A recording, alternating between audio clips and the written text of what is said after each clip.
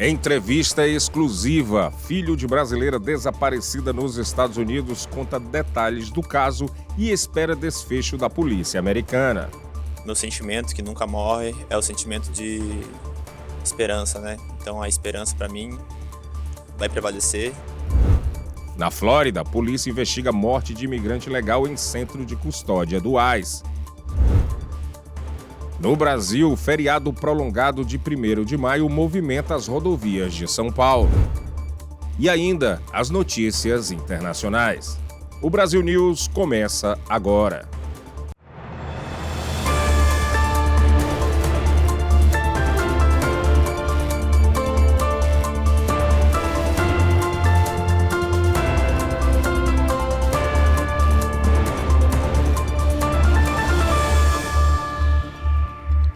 Boa noite.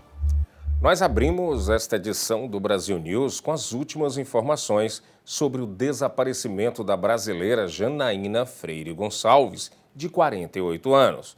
O filho dela, que veio aos Estados Unidos para colaborar com a investigação, falou com exclusividade ao Brasil News. Vamos ouvir a entrevista.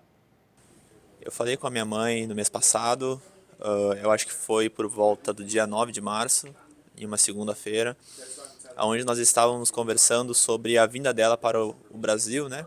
E aonde ela iria passar comigo, com a minha família. Ela estava um pouco estressada nos últimos dias, nos últimos tempos, por conta, até pelo motivo dela vir para cá, que é em relação a trabalho e para ela ter uma vida melhor, um futuro melhor mais para frente. Em relação ao casamento dela, isso acabava afetando também na vida profissional.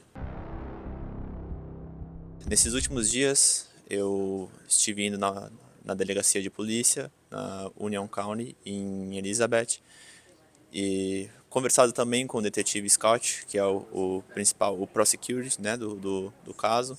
Então ele me passou algumas informações, ele também tranquilizou que eles estão trabalhando incansavelmente no caso. Eu fiz um exame de DNA, no qual foi o motivo de eu ter vindo também para os Estados Unidos. Teve algumas outras informações que são mais sigilosas que no momento eu não consigo passar. Meu sentimento, que nunca morre, é o sentimento de esperança, né? Então a esperança para mim vai prevalecer até o final. Eu vou lutar pela causa, eu vou lutar por justiça. Vamos acompanhar o caso. E uma imigrante indocumentada morreu enquanto estava sob custódia do ICE em um centro de detenção na Flórida. A repórter Lorena Gomes tem as informações. A morte de Marie-Ange Blaise, de 44 anos, aconteceu na sexta-feira e foi confirmada por profissionais de saúde. A causa ainda é investigada. A imigrante indocumentada de origem haitiana estava sob custódia do ICE em um centro de detenção em Pompano Beach. De acordo com as autoridades, a mulher entrou nos Estados Unidos sem autorização em uma data não especificada. No dia 12 de fevereiro, ela teria sido presa no aeroporto das Ilhas Virgens Americanas quando tentava embarcar para a Carolina do Norte sem um visto válido. Depois de ser detida, ela passou por centros de detenção em Porto Rico, Louisiana, até ser transferida para a Flórida no dia 5 de abril. Um relatório completo deve ser entregue em até 90 dias. Segundo o ICE, todos os detentos têm acesso a cuidados médicos abrangentes, incluindo serviços de emergência 24 horas por dia. E um adolescente de 17 anos foi preso acusado como adulto por explorar sexualmente de crianças.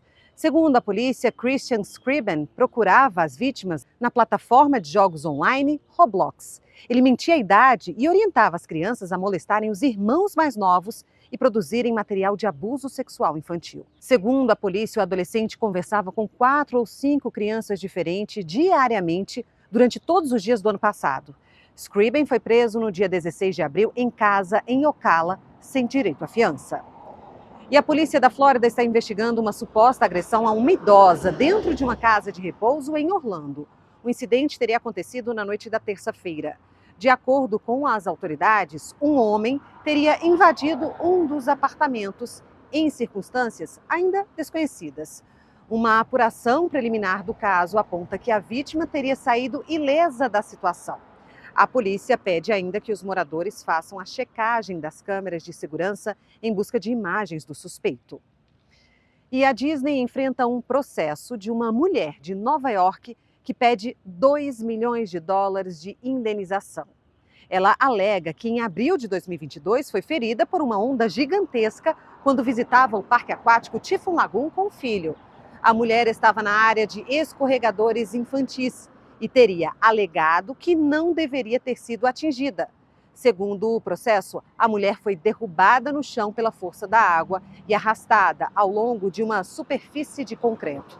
Ela teria sofrido ferimentos graves e cicatrizes. A queixa foi apresentada em abril deste ano no Tribunal Distrital dos Estados Unidos, em Nova York. A Disney ainda não apresentou uma resposta ao processo.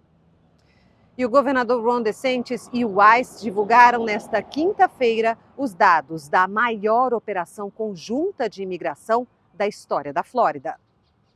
A coletiva de imprensa em Miramar reuniu o governador Ron DeSantis e diversas autoridades de agências de aplicação da lei, como o ICE. Na ocasião, foram divulgados os números da operação histórica Tidal Wave, que na tradução em português significa tempestade, a maior sobre imigração ilegal já feita em conjunto na Flórida. Entre os dias 21 e 26 de abril, 1.120 migrantes indocumentados foram presos. Deles, 63% já tinham mandados ou condenações criminais. Alguns eram membros de organizações criminosas de outros países, predadores sexuais e fugitivos da justiça. A seguir, no Brasil, mineradora Vale e famílias da tragédia em Brumadinho assinam um acordo de indenização. E tem ainda um encontro curioso promovido pelo Livro dos Recordes. Até já!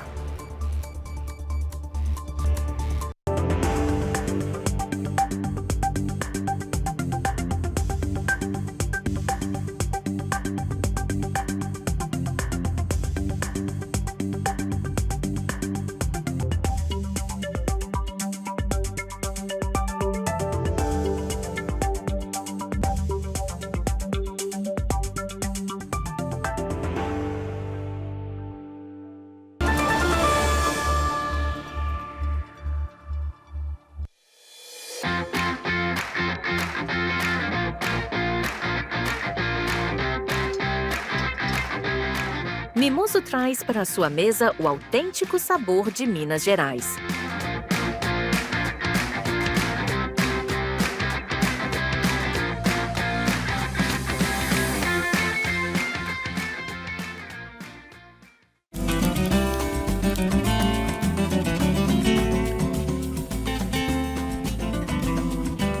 Transforme seu churrasco em uma experiência inesquecível com o mineiro.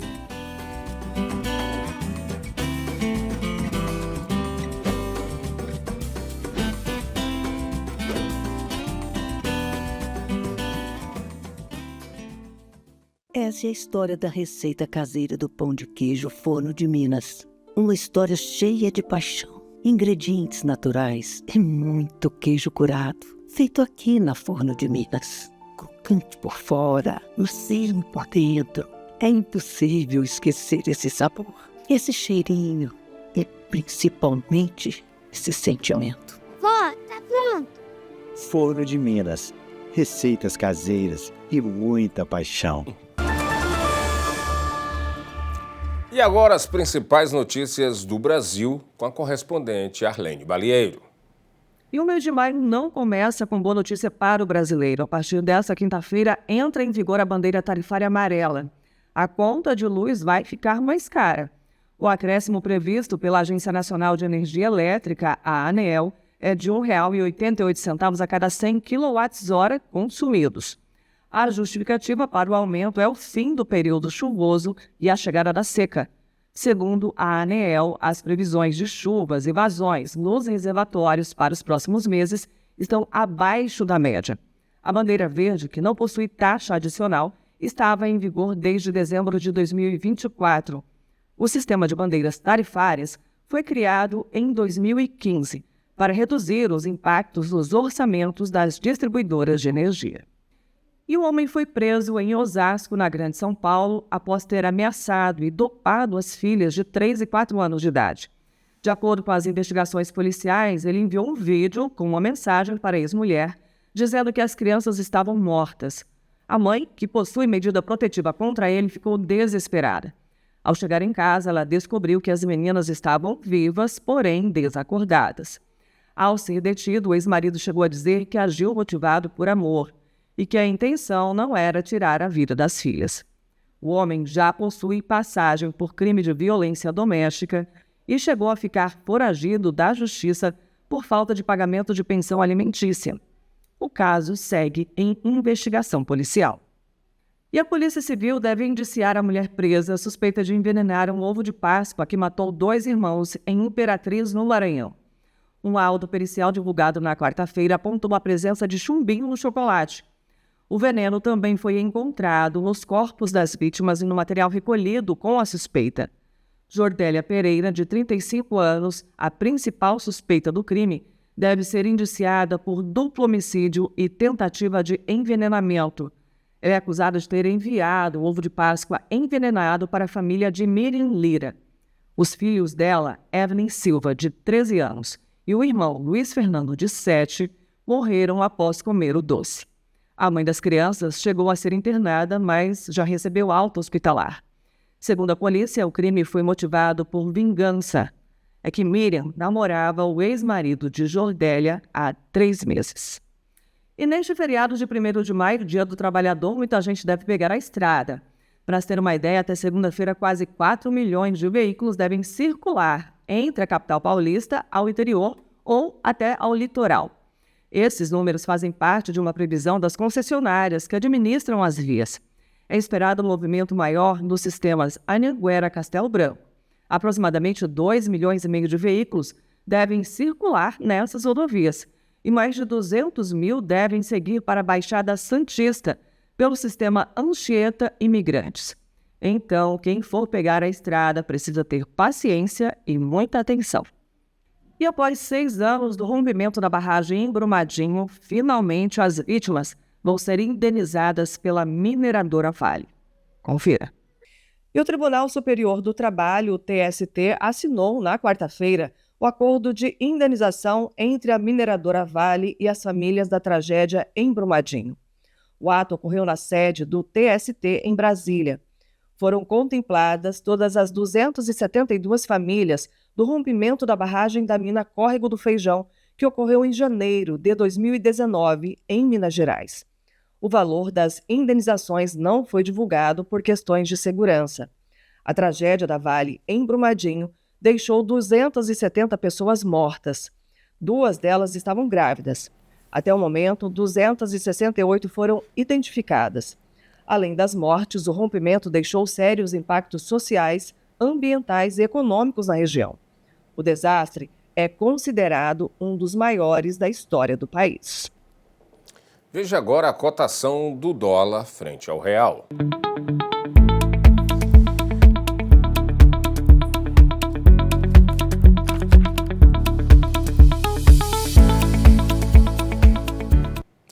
E após meses de negociações tensas, os Estados Unidos e a Ucrânia assinaram um acordo que deve dar a Washington acesso a minerais essenciais do país, além de outros recursos naturais. Ao assinar o documento na quarta-feira, o secretário de Tesouro, Scott Bessent, disse que o acordo, abre aspas, sinaliza claramente o compromisso do governo Trump com uma Ucrânia livre, soberana e próspera, fecha aspas. E mudando totalmente de assunto, um encontro entre o maior e o menor cão do mundo chamou a atenção dos curiosos.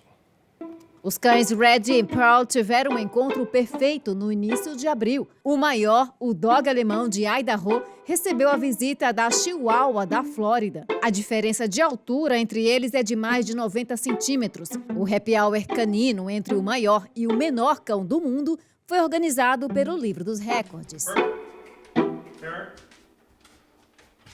If Reggie gives happiness to any one person, that'll be great for him and that'll make him happy. And it's a really great way for dogs that, you know, maybe aren't going to be here forever, even though he's going to live forever. That's happening. No discussion. That's happen with these two forever. Yes.